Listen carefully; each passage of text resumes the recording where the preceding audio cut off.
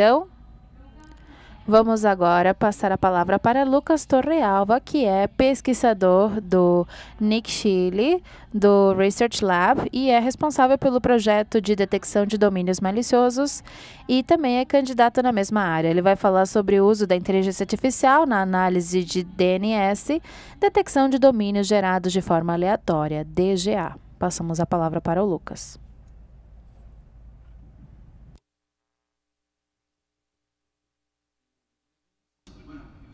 Olá a todos! Hoje eu vou falar sobre o uso de inteligência artificial na análise DNS, particularmente na detecção de domínios gerados algoritmicamente. Esse trabalho foi em colaboração com diferentes entidades, Pedro Casas, do AIT, o Austrian Institute of Technology, também Javier Bustos, Jiménez, do Nick Chile, do Research Labs, também Ivana Bachmann, do Research Lab, Vislav Findrich, do Cian Security Group, e Germán, da Universidade da República e do Plano Ceibal, Uruguai. Antes de falar da detecção desses domínios gerados por algoritmos, temos que explicar do que se trata. São domínios gerados a partir de algoritmos. Entregam um algoritmo e um ponto de início, ou uma semente. Então, se duas máquinas têm o mesmo algoritmo e o mesmo ponto de início, vão gerar os mesmos algoritmos. Identificamos duas famílias. Por uma parte, os que são gerados a partir de algoritmos que são aleatórios, e temos uma coisa que quase que não pode ser lida, e por outro, os que são com base em dicionários. Podem ser combinações de palavras e um pouco de aleatoriedade. Nós já sabemos o que são, mas por que é importante a detecção desses domínios? E há 3 motivos principais. Por uma parte, o controle de botnets, a mitigação de malware, porque nós vimos que esses domínios foram usados para a propagação de malware e também para a prevenção de phishing. Durante os últimos anos, percebemos que esses domínios foram utilizados como hosts de sites de phishing. E eu não expliquei muito essa parte de controle de botnets porque eu gosto de um exemplo. Aqui temos um atacante que vai se comunicar com o seu servidor. Antes disso, ele infiltrou uma rede de computadores ou de dispositivos. E qual é a ideia aqui? Esse atacante vai sempre manter a comunicação com a sua rede para realizar diferentes ataques, como, por exemplo, um ataque DDoS. E como que eles fazem isso? Para isso, temos o DNS, quer dizer, as máquinas vão fazer uma consulta DNS para um domínio. E qual é o domínio? Aquele gerado pelo algoritmo. Então, neste caso, o atacante vai registrar unicamente o nome de domínio e dessa forma permite a comunicação. Mas o que acontece depois? Então, o domínio vai ser dado de baixa, pode ser colocado em uma lista de bloqueio, o domínio e o endereço IP. O que o atacante vai fazer? Vai registrar um outro domínio e dessa forma mantém a comunicação da rede. Então, nós já vimos o que são, porque é importante a sua detecção, e agora, antes de explicar os modelos utilizados, eu vou explicar um pouco do que se trata o conjunto de dados. É um conjunto de dados público, equilibrado, que contém 50% de domínios benignos, que vem de uma lista particularmente de Alexa, e agora a Alexa não está sendo utilizada, mas tem uma outra lista, que é a do Cisco, por exemplo. E, por outra parte, outros 50% dos dados fazem parte de 25 diferentes famílias de DGA. 21 dessas famílias são aleatórias e 4 são com base em dicionários. Agora eu vou explicar os modelos implementados. A primeira aproximação era sem inteligência artificial. Nós não queríamos fazer isso, então queríamos entender um pouco o funcionamento desses domínios. E tomamos como base um trabalho do Chao, em que para cada nome de domínio associa um valor. E a ideia é que se o valor é alto, então o domínio é elegível. Se não for o caso, provavelmente o domínio não poderá ser lido. Então identificamos 2 fases. Primeiro, a criação de um dicionário e, por outra parte, a previsão do domínio. E aqui eu tenho um exemplo da criação do dicionário. Estou fazendo isso simplesmente com trigramas. Aqui temos uma lista de domínios que são populares, que são benignos e que não são gerados por algoritmo. E o que nós fazemos é dividir isso em trigramas. Neste caso, Nick Labs é dividido em Nick, ICL, Lab e Abs. Depois nós vamos fazer uma contagem da ocorrência desses trigramas num conjunto de dados, e neste caso o Nick tinha 238 ocorrências. E depois aplicamos uma função logarítmica em que temos um dicionário com trigramas e ponderações.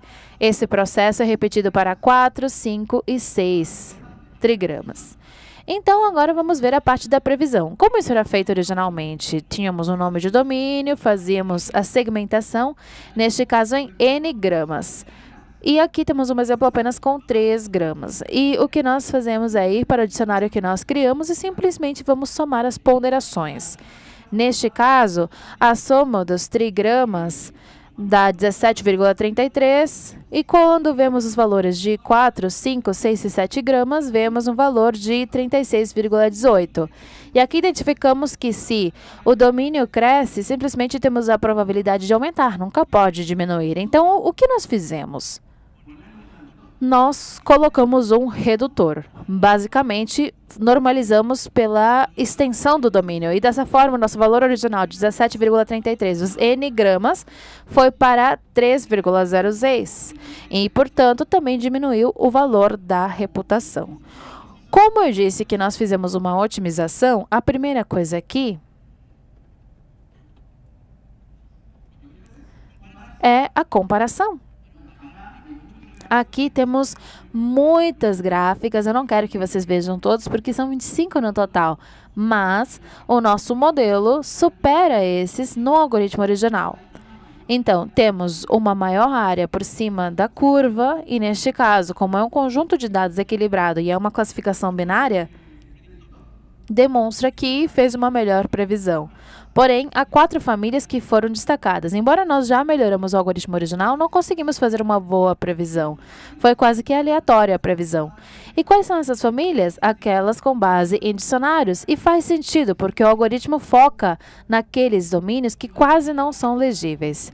E aqui temos um gráfico, uma gráfica acumulativa, em que podemos ver que a maioria das linhas estão muito próximas de 0 no valor de reputação. E temos 5 linhas que não estão ali. E quais são essas? Alexa, que são os domínios benignos, e as 4 famílias que são com base em dicionários. Então, fizemos isso. O seguinte era colocar inteligência artificial. Quisemos começar com um modelo de machine learning com 3 características: o valor da reputação, que já calculamos, a largura, a extensão do domínio e a entropia de Shannon. Aqui podemos ver como é relevante cada característica. Aqui visualizamos as distribuições e mais uma vez vemos que o valor de reputação nas 4 famílias destacadas em vermelho é muito alto. Então, como nós gostamos de gráficos, podemos visualizar também que nosso algoritmo, o Random Forest, só com 3 características, tem uma área melhor por baixo da curva quando falamos dos verdadeiros positivos em comparação com falsos positivos, o que nos assinala que é o melhor previsor. Mas ainda precisávamos percorrer mais caminho. Percebemos que com isso não conseguimos ver os domínios baseados em dicionários. Então, nosso modelo Dom2Vec. O que ele faz? Esse é o panorama geral do Dom2Vec.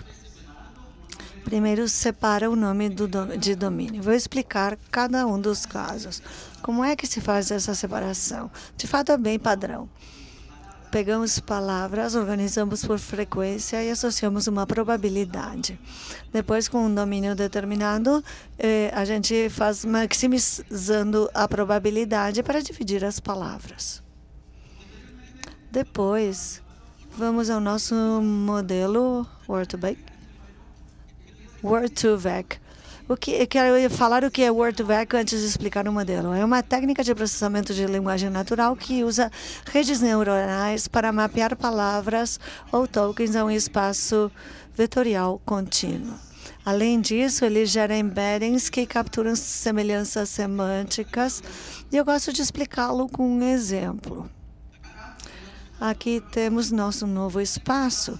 Temos aqui a França. Se a gente acrescentar um vetor, chega até Paris. Se for Itália e a gente adicionar um vetor, deveríamos chegar até Roma. Essa é a vantagem de Word2Vec. Mas o que tem de ruim é que as palavras significam uma coisa. Quando a gente fala banco em espanhol, pode pensar num local para sentar ou um local de transações financeiras. Então, o modelo tem duas arquiteturas principais. Por um lado, o CBO, e por outro, o SkipGram. CBO ou SkipGram, desculpa. Aqui temos uma tabela que diz que DNS resolves domain names to IP addresses. Então, com o tamanho de janela 2, a gente vai olhar duas palavras à direita e duas à esquerda. Temos a palavra alvo, que é domain. Então, nosso contexto é o que tem do lado esquerdo e do lado direito.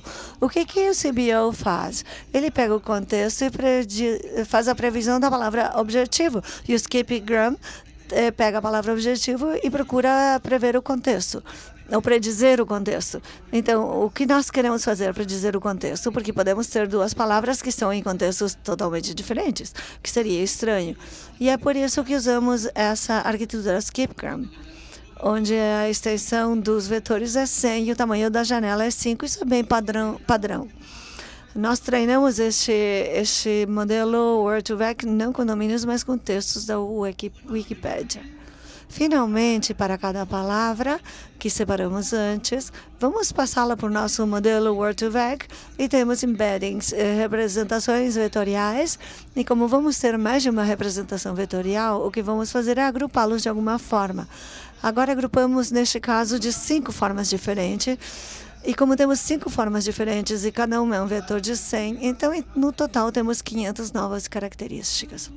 Com isso, treinamos novamente um novo modelo de Machine Learning, um Random Forest, onde pegávamos as 3 características anteriores e adicionávamos as 500 novas características derivadas do Word2Vec.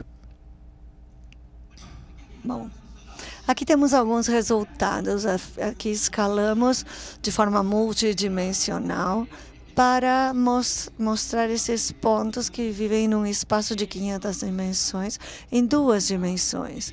E observamos que os domínios da Alexa, que não foram gerados algoritmicamente, eles estão num espaço bem mais comprimido, isto é, poderiam ser detectados.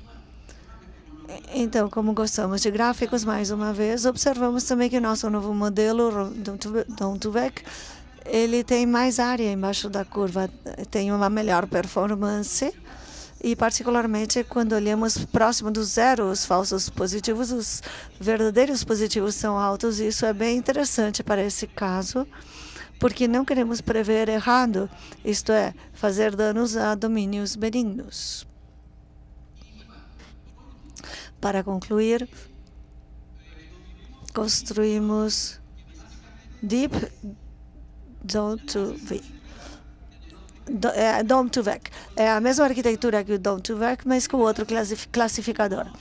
Nesse caso, ocupamos uma rede neuronal convolucional com arquitetura de 5 camadas de uma única dimensão, com uma condição de ativação ReLU, uma função de ativação ReLU com uma normalização BAT e Adam. E, novamente, os resultados. Aqui podemos visualizar todos os modelos que eu referi antes. Por um lado, os 2 primeiros modelos são esses onde não ocupamos nada de inteligência artificial, apenas calculávamos o valor de reputação. Na cor verde, temos o Random Forest Trees, com um modelo que comparávamos que não quis apresentar agora. Depois, os vermelhos mostram os modelos que usam Dom2Vec, mas usamos diferentes classificadores, entre eles Random Forest, XGBoost e LightGBM. E o nosso resultado, o melhor, foi com redes convolucionais de 5 camadas, onde observamos que temos uma performance e um score de 97%. E voltamos aos gráficos. Aqui podemos observar com a linha preta que o Deep Dom2Vec tem muito boa performance, particularmente do lado esquerdo. Desculpe, do lado direito. Quando vocês observam os falsos positivos de 0 a 10, observamos que nossos modelos podem predizer os verdadeiros positivos com probabilidade muito alta. Como conclusões, a gente introduz este modelo Don't2Vec de forma independente do classificador com uma abordagem inovadora, onde podemos fazer um mapeamento de nomes de domínio num espaço latente de alta dimensão e mostrou resultados muito promissores, pelo menos neste âmbito. Além disso, os modelos construídos com Don't2Vec têm a capacidade de predizer corretamente em cenários com um baixo índice de falsos positivos, o que é muito importante para cibersegurança, não fazer danos aos domínios benignos. O Word2Vec mostra bons resultados quando se trata de domínios baseados em dicionários em oposição aos aleatórios. E agora vou referir o trabalho que ainda estamos desenvolvendo e o trabalho futuro. Atualmente estamos fazendo benchmark com diferentes modelos para a comparação. O intuito é que a ferramenta fique aberta para todos, para a academia, para a indústria, para a comunidade, para todo mundo, de forma que amanhã, quando vocês queiram se enfrentar aos domínios gerados com algoritmos, já tenham todo o trabalho feito. Além disso, estamos avaliando todos os modelos que estão no estado da arte e que podem ser replicados em diferentes cenários, porque no nosso caso, o nosso conjunto de dados era balanceado, mas isso não ocorre na vida real. Então, estamos testando esses diferentes cenários. Também estamos elaborando esses modelos e quando a gente esconde uma família, o que acontece quando vocês vão prever uma família que não conhecem para treinar? E também estamos fazendo uma comparação de famílias baseadas em dicionários em oposição às que não são, as que são geradas de forma aleatória. Então, como trabalho para o futuro, queremos explorar técnicas de inteligência artificial explicável para interpretar os modelos de melhor forma, especialmente CNN e LSTM, porque os modelos como Random Forest, como eu mostrei antes, eu posso ver qual característica é melhor, mas com modelos mais profundos, às vezes são como uma caixa preta, se a gente não usa uma inteligência artificial explicável. Aqui vocês têm algumas referências. A apresentação está online, caso queiram visualizá-la. Estão também todos os trabalhos que fizemos e está ligado ao que eu falei. Se tiverem consultas, comentários, colaborações. Bom, meu e-mail está ali. E depois podemos nos reunir, tomar um cafezinho e conversar. Obrigada. Se vocês tiverem alguma pergunta para Lucas, temos tempo para algumas perguntas.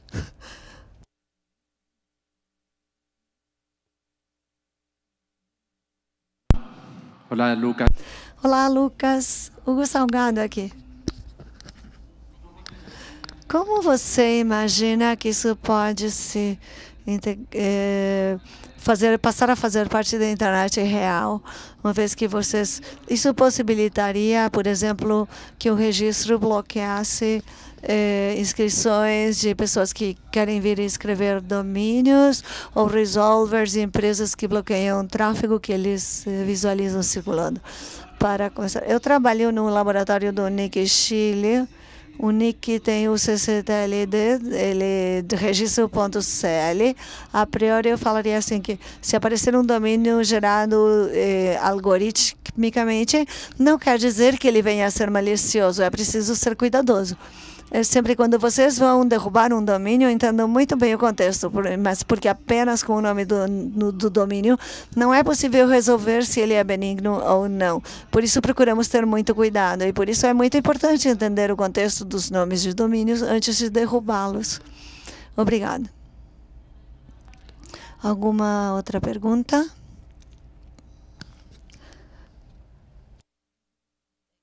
Estamos prontos. Muito obrigada.